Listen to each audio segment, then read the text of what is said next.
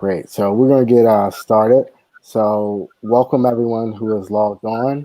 You have found yourself at the Hustle and Motivate session. We are so happy to have you here.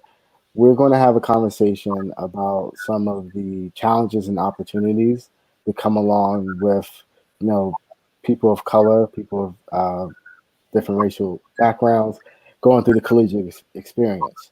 One thing I would like to add is that because we are talking about transitional age youth by and large, that this is a conversation not just for those who are in the collegiate space, but people who are just going through that post high school experience. Your life may be a little different depending if you got an acceptance letter or you didn't, but you're still facing some of the same challenges, particularly during this time. So whenever we kind of say, college or, post graduation, just understand that we're talking about, post high school, these folks who are in that age group from, 18, 19 through 26 or so. So we have the chat option if you want to, add questions or, communicate, and we'll just go from there. My name is Jason Williams. I'm a social worker located in Washington, D.C. I've spent most of my career working with transitional age youth, and I'm really happy to be moderating this conversation. I'm going to let the rest of the panel introduce themselves, and then we're going to dive into our questions. So, Sydney, can you start first? Yes. Hello, everybody. I'm so happy to be here. My name is Cindy Okevakase. I just graduated from Texas Women's University in May with my master's in counseling and development with an emphasis on clinical mental health. I'm also a co-founder of Tribe, a Black student support group that was originated at BU, and we're hoping to expand to other colleges across the country. Good afternoon, everyone. My name is Brianna Jackson. I am Dr. Kamek's mentee. I have been with Black Mental Wellness for the past 2 years, and I absolutely love it. So I am glad to be here. I recently graduated from Middle Tennessee State University in Murfreesboro, Tennessee, and I'm in the transition of finding a graduate program for clinical mental health counseling. So eventually I can counsel at-risk youth and adolescents. My name is Jeremiah Griffin. I attend Capella University. I'm pursuing my bachelor's degree in psychology, while being a full-time husband and a father. My goal is to be a marriage and family therapist. So I'm glad for the opportunity to speak here. Awesome. Hi, everyone. My name is Taylor Garland, and I am a soror and a mentee of Dr. Busby through Black Mental Wellness. And I completed my undergrad at the University of Michigan. I'm currently pursuing my doctorate degree in clinical psychology at Eastern Michigan University. And it is such an honor and pleasure to be here. I actually am currently working at counseling and psychological services at Eastern with college students. And I am very blessed to have a wealth of clinical experience, from hospital experience, working with college students and the community. And I look forward to this conversation. Look forward to speaking with you all. All right, thank you all. And Taylor, we're gonna come to you. So Taylor and Sydney, can you get us started with this, responding to this question? Talk to us a little bit about some of the transitional changes that high school students will experience as they transition into the collegiate space. You want to go first? I can go.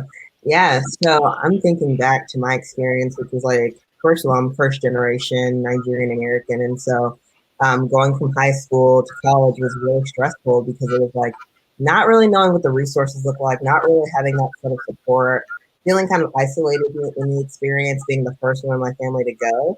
And so I know for a lot of high school students, they may experience the same thing. But there are resources out there that I really didn't know about from different universities, whether it's like going through TRIO support services at the schools, figuring out other counselors that are like academic counselors that can actually help your path. But it can feel like it's really confusing and isolating. Like for me, I was just very much so thrown off because it's like in high school, you're experiencing something that's super structured, right? Like you have your classes, your friends, like you know what to expect every day. It's been the same thing pretty much since your biggest transition, which was probably from like elementary to middle school, but it's like you kind of knew what to expect. And then going off to college, there's so many options out there. Yeah, but it's just a very vast new world and a big opportunity to explore and connect with other people. And for me, it was really tough, but I ended up figuring it out by just using those resources that I had around me and talking to people too, talking to people about their experiences and understanding that like if you change your major a few times, like that's not abnormal, that's extremely normal because you're just kind of exploring to figure out what really fits. Yeah, no, I definitely would agree with a lot of what you said, especially being a first generation college student, which is something that I personally experienced myself, and that has its own challenges.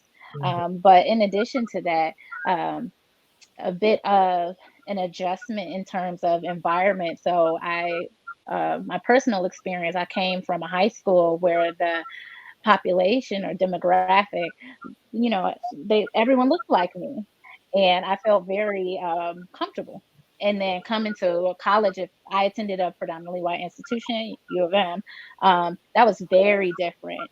And so, sense of belonging was something that was unique that I found for myself, but also other Black college students, and trying to find a space where you can thrive, but also receive the mentorship. So I think that that's another unique challenge in transition, is trying to find mentors who, you identify with in a variety of demographics, especially in STEM related fields. Also, just imposter syndrome, which I know is not just unique to Black college students, but it just is an added layer when you add in the concept of race and ethnicity and cultural diversity, and trying to immerse yourself into a space where you're also struggling with sense of belonging and trying to, or also being that token, Black college student in a classroom where you may be the only, Black student in the classroom, or you are looked to, where you experience microaggressions, whether it's consciously or unconsciously in the classroom. So, there are general experiences for transitions for high school students, but also just very unique things that Black college students go through that are tough to navigate. Absolutely. Thank you both. With any of the other two panelists want to add anything to that? I think that they touched on a lot of great subjects when it comes to the whole culture shock and everything. I can attest in my own experience that being from the South and having to go out to a school in the East Coast was very, very different. Very different. So, how I navigated through that was trying to place myself in those spaces that I felt safe. Though it wasn't many, I still tried to do that. Eventually, I noticed that that school wasn't for me, and I came back home to the South, and that has literally guided me to the point that I am now. So I'm still grateful for that experience to get that I've gotten exposed to that. But I would add for me the hard part was actually staying in communication, I guess, with my parents and my community back home, that I realized later on in life that could have really helped me when it came to different struggles and challenges in school. And I tried my best, to adjust to hey, I have to call. My parents not coming to my room. They're not picking me up. I have to actually, pick up the phone, call them, and let them know what's happening, or just let them know, hey, I didn't do so well in this class. You're gonna get a letter. So that's what I had to do. I had to bridge that gap. It got better over time. I appreciate that. I think that communication is an essential part because, in our culture, we kind of see the step to post college as being grown, being an adult. And, any of us who've kind of gone through that experience or are in connection with people who are, you realize that that's almost halfway true. Like, you are an adult legally, but, you still have, some needs and some soft spaces that'll, that your support network can absolutely help you with. So thank you for bringing that up. In line with that, Jeremiah and Taylor, can you talk to us about some of the mental health signs and symptoms students should be aware of as they transition into the collegiate space? Please take it away, Taylor. Absolutely. So some things that generally, and I'll speak on even my personal experience, what I'm seeing right now in the college setting and space is not just depressive symptoms and anxiety, with anxiety probably being the leading cause for Black students in particular coming in, but burnout. And burnout is different from depression, but can become depression. And so signs of burnout look a lot like symptoms of depression, such as lack of focus, lack of motivation, but the intensity level is different. So it's so important what I begin to tell some of my clients and try and express to undergraduate students is pay attention to those things that feel uncomfortable, given that those are the primary reasons that we're seeing right now in college mental health settings for why students are coming in, but also a lot of predisposing factors that I don't think that are often talked about that are important for just the community to know in general. So, relational distress, whether that be familial or, romantic or friendships. Seeing a lot of that more recently. Lack of support. What does your support system look like? And what is the foundation built upon? A variety of trauma experiences. And so sometimes the surface level kind of looks like what often students may talk about. I'm feeling out of it. I'm not feeling motivated. I'm feeling some depressive symptoms. I'm feeling anxious. But then when you start to dig a little deeper, it actually are these predisposing factors that are the core or the crux of where their distress is permeated into something else. And I can definitely dig in more, but I want to pass it on over to you. Before I answer, shout out to Dr. K Mac. I didn't say I was a mentee. I don't want to get in trouble later. What I've actually experienced and seen through other people going through like my first time in college, like science is like being detached from like interests that you had in the beginning. When I first went to college, I went straight to gospel choir. And that led into, African American society.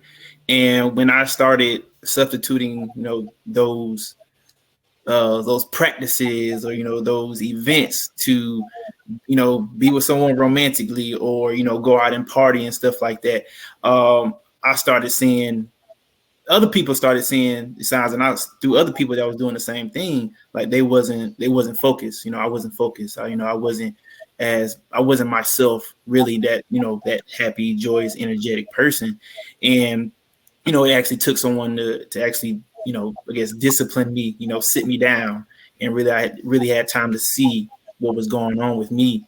And with someone that actually opened up to me, I had to talk to her about, what she first told me her interests are and what she likes to do. So that was a big sign that I wanted to bring up, just being detached from your interests that you first came into school with, and now you're out doing the total opposite of what you saw other people doing or peer pressured into doing.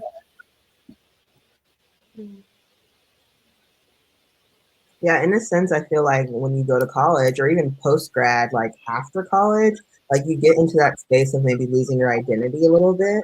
And so that really aids into that feeling of like depression or anxiety or even imposter syndrome, not really knowing who you are in that space because you're going from one norm to another norm. And so it's like I said, exploring things, but at the same time, you get caught up in college culture, which is a lot of maybe partying or just one go. And so a lot of people not really getting to take their well-being into focus because maybe you don't know the resources that you have, or you've never been put in a place where you're actually just sitting with just you. You focus on your family roles, like school roles, like things like that. So you never really got that chance to be like, okay, what do I want? Who do I want to be? And what does that look like in this space? So, yeah. Those are all great points. I like to add that in my experience, going from a shelter house home to this big world that college teaches you, it was very shocking. So I had a lot of identity issues where what group can I fit in or how can I showcase my own self, but in the same light, who was I? So I found myself attaching to the in crowd in a sense. And from there, I noticed that the person who I thought I was actually becoming something different. And in more cases than others, it was more negative, such as picking up a different drinking habit or going out more, hanging out with more friends. But internally, I was not happy at all. Like they spoke about the lack of motivation, the lack of focus, not being interested in the same things that you were. There was all signs and symptoms, and they may showcased as the drinking and the smoking and hanging out more and the lower moods that you may have on a day to day. But what helped me was honestly therapy, putting myself into spaces that made me feel better, doing meditation, doing yoga, and having mentor Dr. Kamek, shout out to her. She has helped a lot in that transition to see who I want to be and actually manifest that person. I really appreciate you all sharing on that. I think we don't do. I think we can do a better job of having a conversation about baseline and what your baseline is. And I think Jeremiah was alluding to that point where other people were seeing that he was presenting differently. And I think even before that, there's a space for us to do a check-in with ourselves to see if the things that we're doing are bringing us joy or giving us even the results that we thought that they were going to bring us. So I think that's an important aspect, of just going into this new environment, particularly for those who are in the collegiate space. Brianna brought up identity, so I want to talk a little bit about, as people of color, as Black people, how is that impacted, by the collegiate experience? And I would like for Brianna and then Sydney to chime in on that question. Could you repeat that question once more? I can't hear you. So being Black and in the collegiate space comes with its own sets of concerns and opportunities. Can you speak a little bit about that?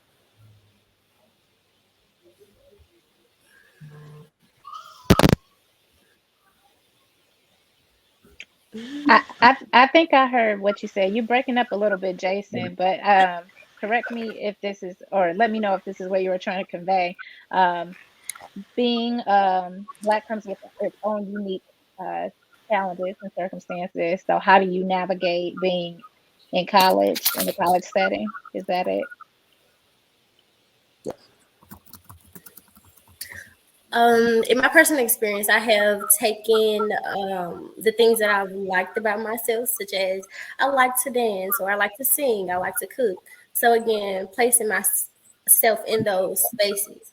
I know at MTSU they had a newsletter.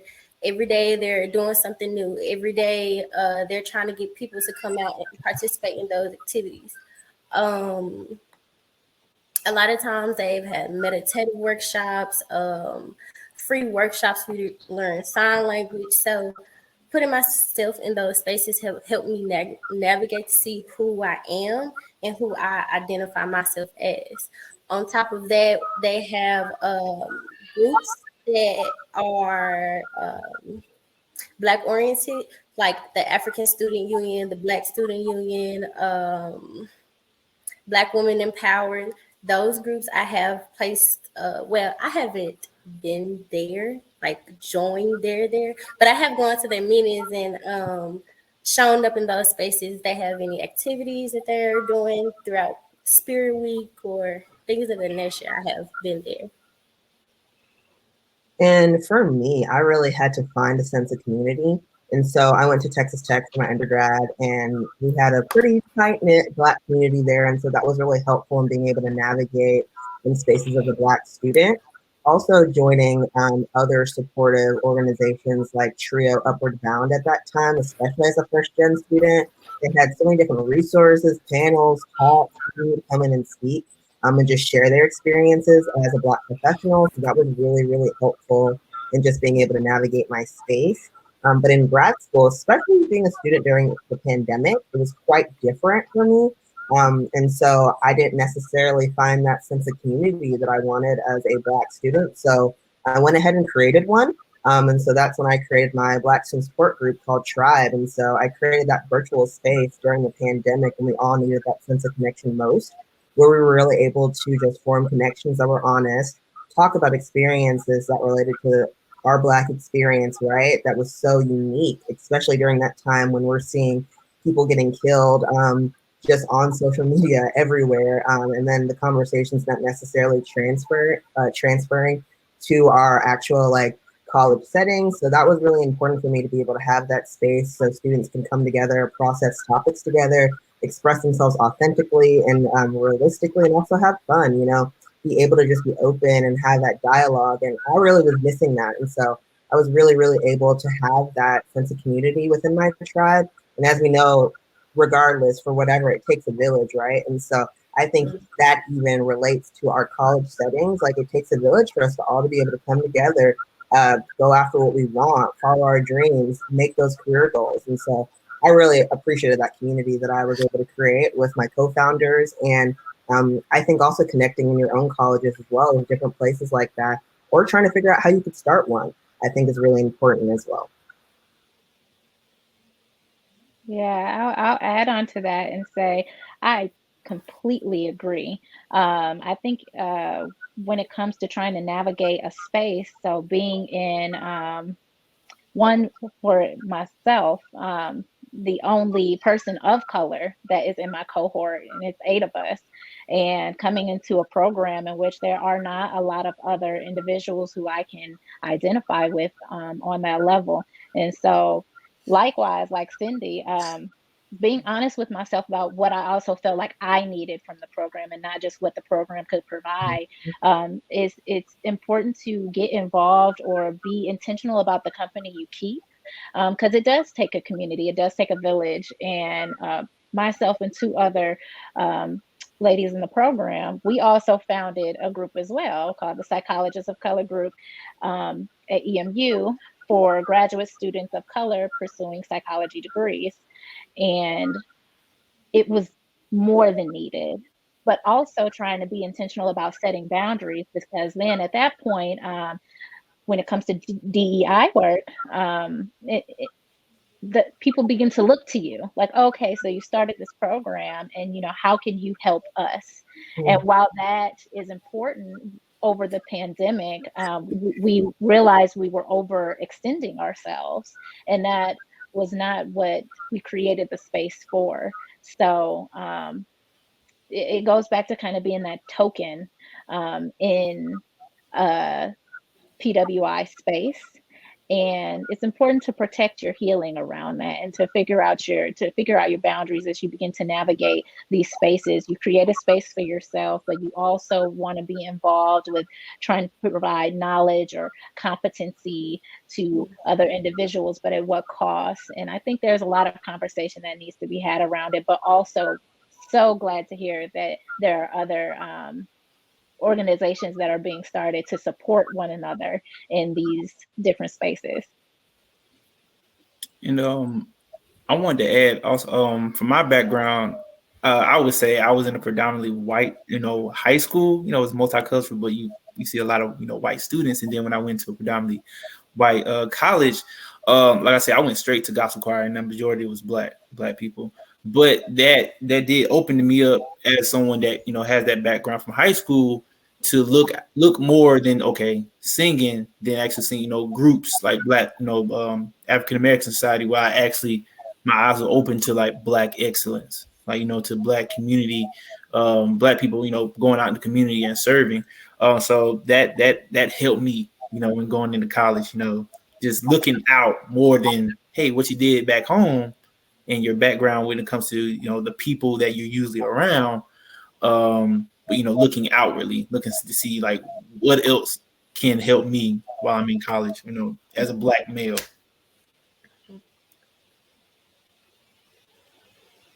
That's terrific. It's like all the way around. I appreciate it. Chiming in. But we are, as City pointed out, we are still in the pandemic, and this is affecting people in a multitude of ways. Can you take I think your mic is malfunctioning, Jason. Pandemic is showing up for you and how's it impacting, maybe folks you're in contact with? Jason, your mic is malfunctioning, so we didn't hear what you said.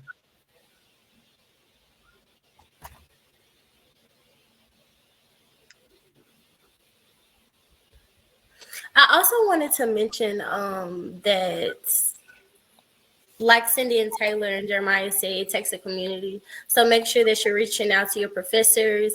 You're looking out towards the community to see what events they have going on. If there are things on campus, get involved in it. Because you never know where that one interaction, that one involvement can reach you, can branch you out to. Right. And it's also extremely important to advocate for yourself too. So like Taylor mentioned earlier, like I also was counseling students as a part of my internship. And one of the things that I kept running into was that a lot of students didn't feel comfortable opening up to their professors about like, hey, it's a pandemic, I'm struggling, I can't turn in this assignment, like I don't have the capacity, I don't have the bandwidth to actually complete this, And it was just really disheartening for me, for a lot of people who felt like they couldn't open up about that or couldn't actually share their experience because they didn't feel like they would be validated in that. But I think it's really important to just be able to, hold yourself accountable in that way, because nobody else is going to. Nobody else is going to be able to tell you like, hey, you need that time. If you need that time, that's a part of your self-care and that's a part of your mental health advocacy.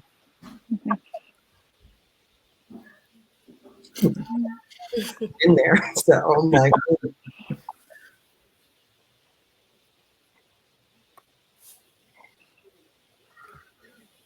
How you doing over there, Jason? Yeah.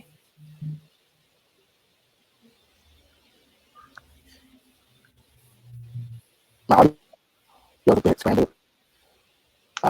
So thank you all for participating. I think well, I'd like to head next. Every talk about some of the differences between PWIs and Black institutions. Let's get into what it is like the experience of what it is to be in individual spaces and how we can see our mental health and center our wellness in those spaces in a way that allows us to be productive. And I'll let, if possible, Jeremiah and Cindy on that. Jason, do you mind using the chat to ask the question? Yeah, the mic's still malfunctioning. Yeah. We can hear like little bits and pieces, but not the entire dialogue.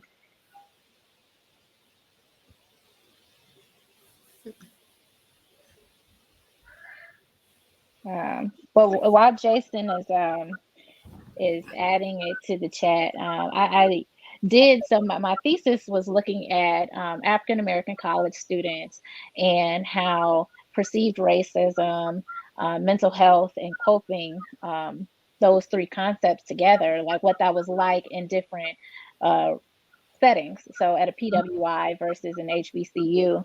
And Jeremiah, something you brought up was, going to gospel choir. And that's something that in one of my findings that I found, that collective coping, which is like social support, and then spiritual coping is something that is very much so needed, but more often used at in HBCU settings. And so something that I, would echo is, you had mentioned, like, feeling detached, from your social support system. And that's so important, especially when it's been, found not just in my study, but in others, that can be transformative in mental health. So when thinking of things to suggest to Black college students, turning them back to collective coping skills. So reaching out to social support, maybe that's family, mentors, or connecting them with people, or if they are religious or identify as someone who's religious, connecting them or suggesting that they connect with those resources too, because they've been found to be, very, very important. And is less often used at PWIs, interestingly. Yes, I would agree. And the support behind it is what I had to realize was not strong. PWIs. I actually, the first thing I noticed when it comes to Black History Month or a certain event, that's when that's when the gospel choir was called upon. That's when we did our thing, but it wasn't, they wasn't showing up, to other things that we had going on. But that community, seeing those things, we talked about it, and it helped a lot of people, especially myself. Like I said, I come from a multicultural, high school, to me, predominantly white school. So that's what I saw majority of the time. So when I'm around, more Black people, then I'm seeing like, okay, this doesn't look right. This doesn't feel right. That's when they came in, from them, their background, really helped me out when it came to my questions, and how that stuff just shocked me.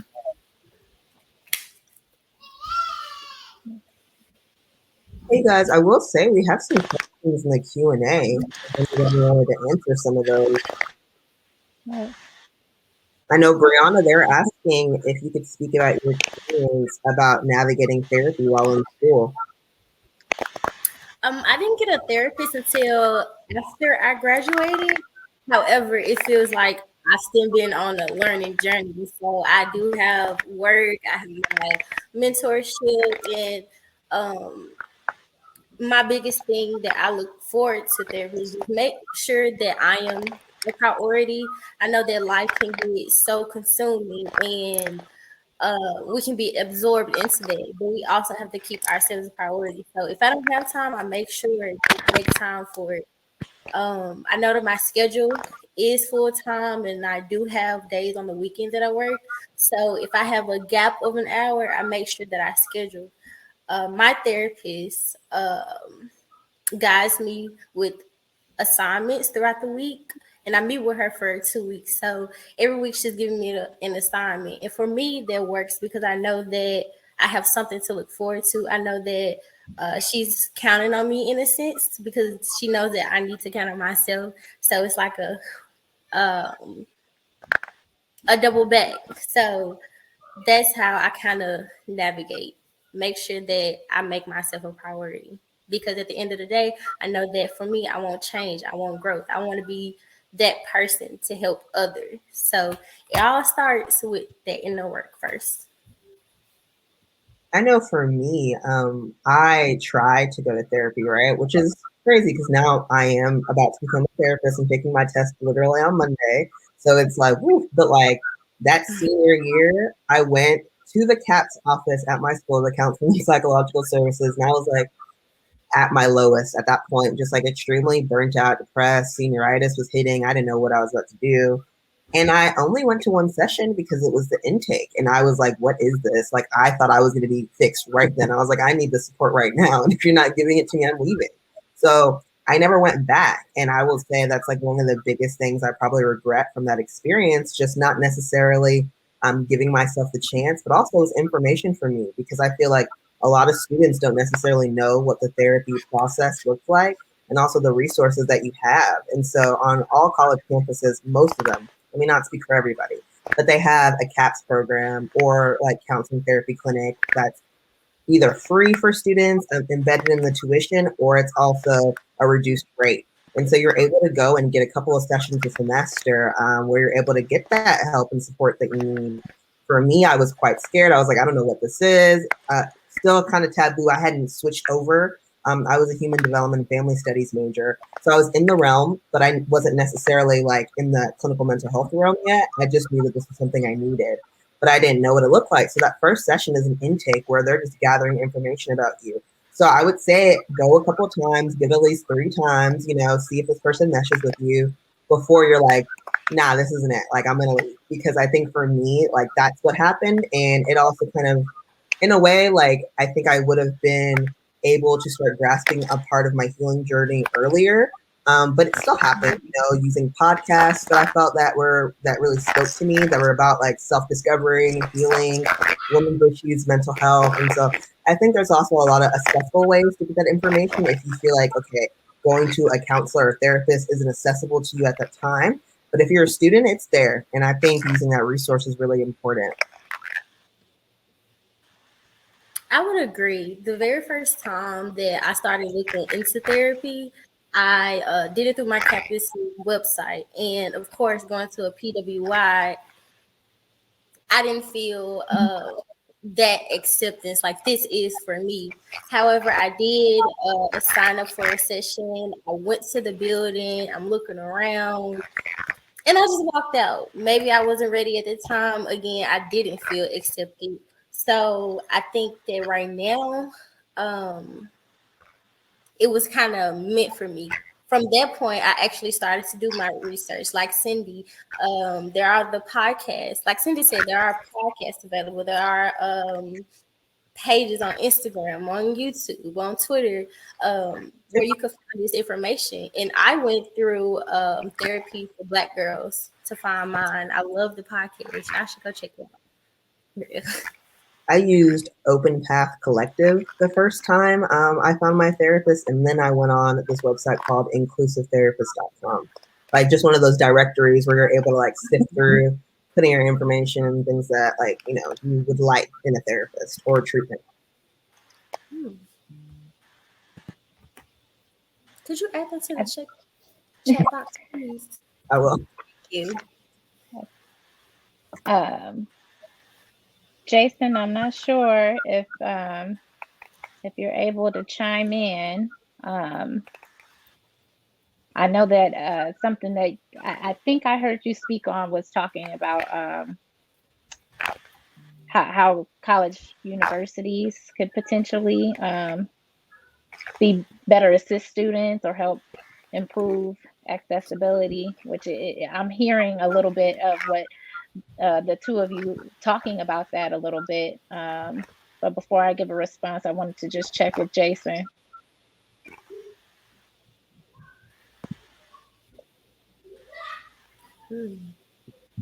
Okay. Yeah, I think it's very important for also the staff of the counseling and psychological services to be creative in ways to reach out to students, especially students who may, if we're thinking about the Black community, there's been a longstanding hesitancy to engage with healthcare providers for a variety of reasons.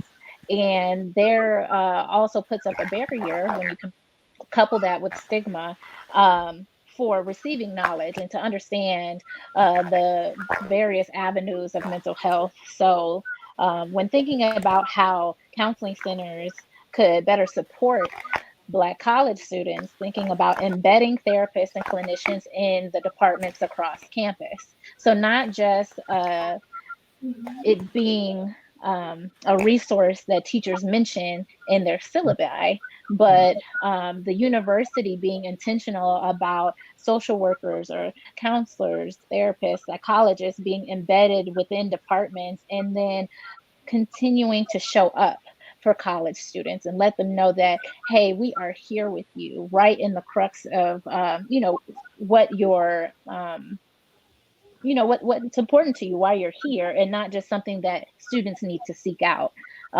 Having regular outreach events that incorporate psychoeducation, trying to not just say, oh, here's some coping skills, but hey, here are the signs and things to look for.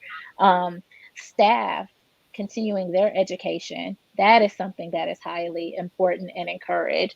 So, what are the staff doing to increase their cultural competency or humility or sensitivity so that way that they can connect with culturally diverse college students? I feel like those are some things that I strongly, encourage in my setting, and that I feel are necessary. And to also, there are students who have a variety of struggles, more than, as Cindy had alluded to, than the sessions that will be available to students, and to work with students in terms of maybe even making a case manager position in some of these settings. So that way you can get students connected with the providers, or like long-term care, or, psychiatrists, if they're open to that. So that way they're able to have a more seamless process, instead of saying, hey, we're not able to um, provide you the level of care you need here.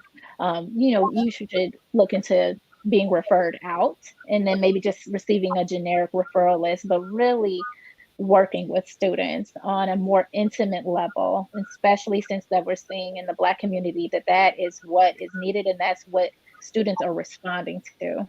Um, and also providing spaces to distress. So not just coming to a counseling center to say, hey, I'm dealing with things, and this is going to be my space to heal. But being creative, make de-stress events for students, especially around high stress times, such as midterms or finals. There are a variety of things that counseling centers can do, but I think don't. Oh my gosh, I agree 100% because it's like when we started Tribe, right? We started it because there was nowhere for us to go. We didn't have that space that we needed to de-stress, to get some of those creative interventions right going. So we had to create them ourselves. But I feel like, to speak to what you're saying, like for Black people specifically, and also other POC, like it's very hard for us because of the way we've also been brought up, because of our community, our cultural backgrounds, for us to speak about mental health issues. And so if we're only consistently being taught and spoke to by people who don't necessarily look like us, or who don't really take the time to get to know us and our struggles, then it makes it really hard. That's the first barrier right there, So then we're not even able to get the help and the assistance that we need. And then I think also recognizing that there's other therapeutic resources and interventions that we could use outside of just I'm an advocate for talk therapy, but I think like expressive arts as well, like being able to feel through the creation of art is one thing, especially for Black people in general. Like we're doing it all the time anyways, through music, through dance, so why can't we have more spaces like that, where it's already embedded in the college culture, rather than having to go out and find people, especially if we're at a PWI, it's going to be challenging. Or where it's like confining, you're like, we only need people who are in our alumni community, which is hard too sometimes when the opportunities have never been created. So I definitely think it's important to outreach in that way and bring more people in, so that wellness is able to be looked at from an entire sphere and not just like a one-dimensional way, that also sometimes feels like they leave us out. I also think that with having these different events and workshops, it should be done on a more consistent basis to bring in everyone to give that type of awareness. On my old college campus, they had the Black History Month, where they had those different events. Different cultures would come in, not different cultures, but different people from those cultures would bring their traditional cuisines to like a potluck or a cookout per se. We have a fashion show, a talent show, things of these facets, but it's only done during that month. So again, I think that if we could do it on a more consistent basis, that awareness, that growth, that community can actually be there.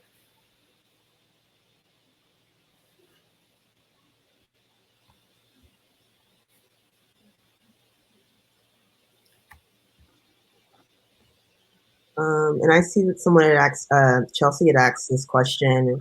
For people who are interested in creating that space, what are a couple of practical tips that you have? Since that question was kind of a long time ago, I'm wondering if you were talking about the support group. I think that's kind of maybe what you were alluding to. So, hey, if you want to create your own support group, I feel like you kind of just got to go for it, right? And so with Tribe, like that was kind of just I found other people within my cohort, or not even with only in my cohort. I paired up with one of my co-founders, Tamara Starling, Cameron Gibson, and Jasmine Hammer, and two of them came from the school psychology doctoral department. So it was a different program while I was in the counseling and development program, and I brought in my friend Cameron and my colleague. And so it was like we had this idea right after George Floyd was killed, and was like, okay, what are we going to do? How are we going to have the space for students to be able to come together? We're all collectively grieving by ourselves at home, where we don't have that actual experience or physical proximity to anybody, you know? So it was like, okay, reach out to people who are like-minded like you, I think is first, so you can have that foundation, and then see if you can maybe collaborate with another department. And so for us, we collaborated with the Health and Wellbeing Initiative at Texas Women's University to kind of get our feet off the ground. I was already working there at the time, so it was a really easy thing, just to kind of get us maybe more visible at the time. And if you have like a diversity and inclusion department at your school, I think that's also great to start maybe pitching that idea to them. But regardless, even if you don't have that access to that support, you could just create it on your own. We started an Instagram page, started putting our information out there, and that way we created our own curriculum based on the environment that we kind of seen and what people needed. So like one of the first things I think we did was just talking about self-care routines, you know, just establishing that, talking about that. One of our latest sessions was moving from coping to adjusting, right? Because 2020, we were all coping, and now we're kind of moving into that new space of like, okay, taking the trauma that we experienced, and now, okay, what are we going to do to move through it in a sense, not past it because we're still in it, right? So just kind of using our experiences to create the sessions that we wanted to see, the environments that we wanted to see, or even more lighthearted environments, right? If we're talking about like one of the last ones we did was Black food and cuisine, you know, just kind of talking about the culture and the history behind that, but also what it looks like to come together as a community when it comes to preparation, feasting, stuff like that. So it's like, if you have topics that you're interested in, I think just kind of going from there, setting your curriculum at the beginning of the school semester is really kind of how we do it. And then also making sure we're trying to send email blasts out to like all students, staff, faculty, so they know what's going on. Keeping updated on your school calendar of events. So if it's something that y'all are having, making sure it's consistent on there. Also making sure you have your Zoom account, Google Meet, whatever domain that you want to use to be able to meet, and just kind of go from there. We communicate through email, so all of our students know what's going on. We have our sessions bi-weekly, so it's not overwhelming. So people don't feel like, okay, I'm pressed, I got to be here every single week, but it's like you have that week to kind of decompress, take the knowledge that you received from last time, whether it was like talking about emotional regulation or boundaries. I think just keeping it kind of at the foundation is really helpful too, because for a lot of Black students or other students in general, they're not necessarily getting that foundation when it comes to actual mental health resources, self-care resources, or even perspectives or community in that sense. So I think really keeping it foundational and then expanding, but allowing yourself to get creative with it. So yeah, there's so many different ways that you could take it, but I think just finding your people to start first is really the biggest part. I know that question, I know the answer was for the one of the viewers, but it was, it was making my mind turn. But a lot of my takeaway from what you said really is like follow that conviction. Yeah. It's like, you feel like, okay, I need to like, once you like, I need to create this space, like nobody else is doing it, like follow that conviction, and then, go for it. Like you said, like go for it, and, connect with people that's like-minded with it. If you don't start with that follow that conviction that a space needs to be made, for, Black people, Black mental health, then, it's just going to keep that cycle of just keep getting pushed, to the back until somebody finally steps up. And that's what you did. And I was just, man, That's incredible. Right when you said that y'all made the program after the George Floyd murder, that you know, a lot of people take more time looking at what happened, you know, than stepping up like, hey, we need to do something about this, you know, for Black mental health. And I was like, wow, thank you. Oh, I appreciate that, Jeremiah. I really do. I feel like it kind of goes back to, I don't know if y'all have heard about this before, but the social change ecosystem. When we think about what happens to social change, sometimes you feel like you got to be at the forefront where you're marching or you're doing things in that sort, but that's not always what change has to look like. It's not that that's a bad thing. It's just that there's different ways to create change in your community.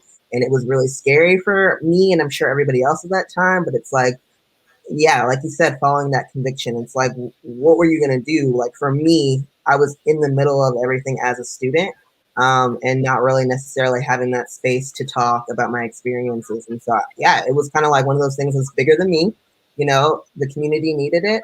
And I'm really happy to hear that like Taylor has created something that's also, for the community, for other people to come together and process their own experiences within grad school and college and just life in general as a Black person. So yeah, everybody keep doing your thing because it's definitely needed.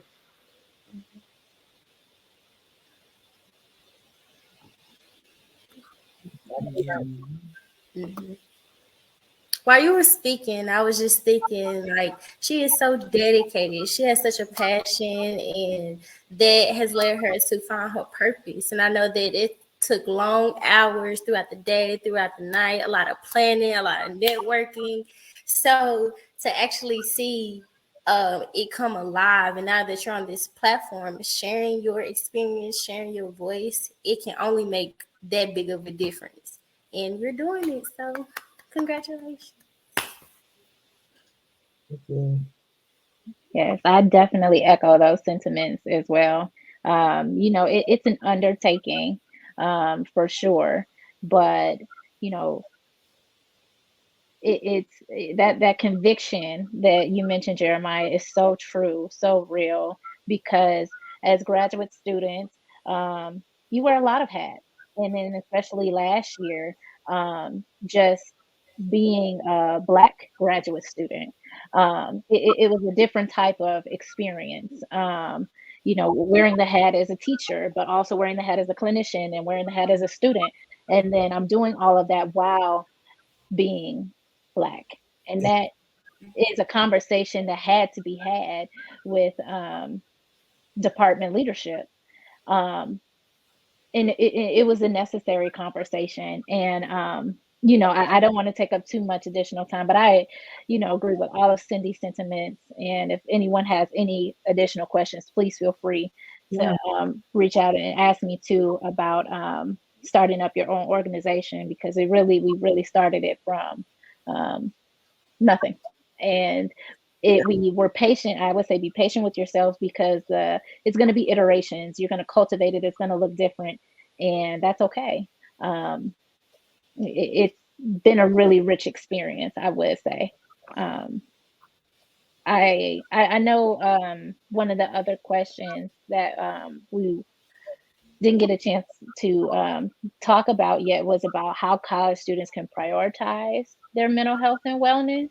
Mm-hmm. And I think I would love to hear what you all have to say about that. I have thoughts, but didn't know if anybody else wanted to jump into. I can say on my behalf that self-care is the biggest thing. So prioritizing myself. If there's anything that could nurture my mind, body, and spirit, I would do it. Whether there's yoga, meditation, taking myself out on a date, going to therapy, having those hard conversations with my friends, my family, looking into myself to see what I need to heal from, or what I need to do in order to be the person that I know I have the capability of being. Resources. I love therapy for Black girls. There's therapy for Black men, Psychology Today, BetterHelp, a plethora of different apps, where you can find meditations, guided meditations, different yoga practices. I am very inexpensive when it comes to shopping. Five and Below has so many different books on mind, body, spirit, health, nutrition, literally everything that you can think of. Thank you, Taylor. Absolutely. Go ahead, Cindy. I was just going to add to not being afraid to reach out to your community and talk about your problems. I think that, or just issues or concerns, whatever. I feel like sometimes, especially as a Black person, it gets kind of hard for us to feel vulnerable in that way or allow ourselves to be vulnerable in that way. But I think vulnerability and speaking up is a strength. And as a student, you will realize that's probably one of your biggest assets to really put yourself out there for the support that you can get. You know, we don't have to do anything alone. Our community is here. And also just realizing that accessibility is key as well. So kind of like what Brianna was saying, like I use a lot of YouTube to go and find my yoga classes. And also that's a thing that doesn't have to be perfect either. You could kind of just do that in a way that speaks to you. Sometimes you can only do it for like 5 minutes. You know, if you go into a meditation app like Insight Timer, that's when I really have gotten into really this year. And I think if I was able to discover that sooner, it would have helped me tremendously. But using that along with the journal app that's inside of the app is really helpful. So like maybe choosing like a 5-minute meditation and then reflecting on it afterwards is really, really helpful. Just being able to start my day rooted and grounded and like in gratitude as well. Yeah, checking out inclusivetherapist.com and Open Path Collective is really great. Open Path Collective allows you to pay like $50 in the beginning, and then you'll find therapists within their domain that's sliding scale. So being able to find sliding scale therapists is really important if you're going outside of the university system. And yeah, just being able to prioritize your mental health in that way and the way that are accessible to you. Using Eventbrite for like community things that are free as well, whether it's like yoga in the park or like free meditations, I think is really important. Especially with COVID, we were able to get a lot of virtual options for things. So allowing yourself to tap into them. The resources are around us, but I think it's just up to us to really allow ourselves to pour into ourselves by choosing to tap in. So.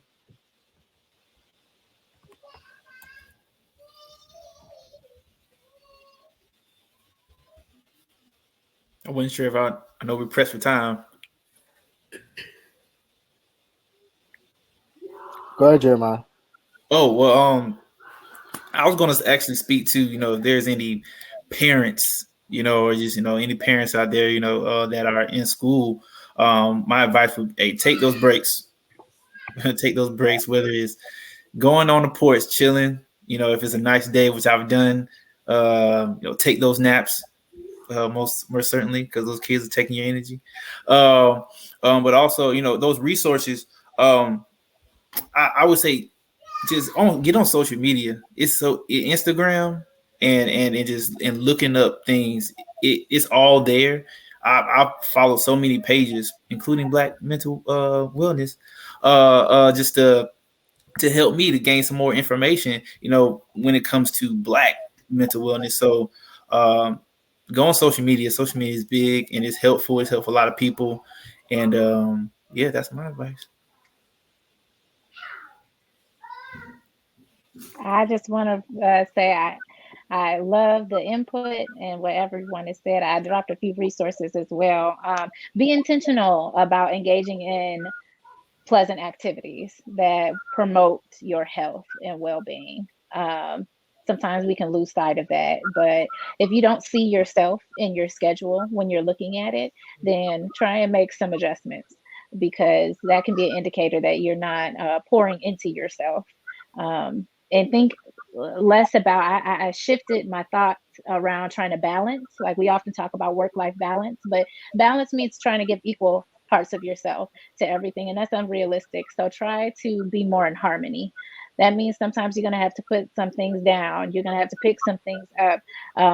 But If it's in harmony and it's working for you and you are feeling great, that's good. And that's going to look different from one individual to the next. So also trying to work on not comparing your path to somebody else's. But when you're in harmony with yourself, when you're focusing on your wellness, when you're surrounding yourself and doing things that make you feel good and with people who are also a part of your support system, it's amazing. And rest. I agree with Jeremiah, rest. Yes. And also recognizing that like your process is not linear. And so, you know, if you gotta stop and stall sometimes, that's okay too. You know, that's a part of rest and being preventative and not burnout, you know, just recognizing, listening to your body. That's a big part because mind body connection is real. And so your body sometimes is going to tell you before you even realize what's going on. And so I think that's a big part of it, and just being really mindful in your process. Thank y'all for, you know, this conversation. I really appreciated everything. Yes. Yeah, thank you all. Thank you for persisting through the technical difficulties and everything else. This will be available to those who are a part of the panel, a part of the conference. So with that, we're going to sign off, and thank you all for showing up and bringing your full selves to the conversation. Thank you. All right. Thank you. Thank you.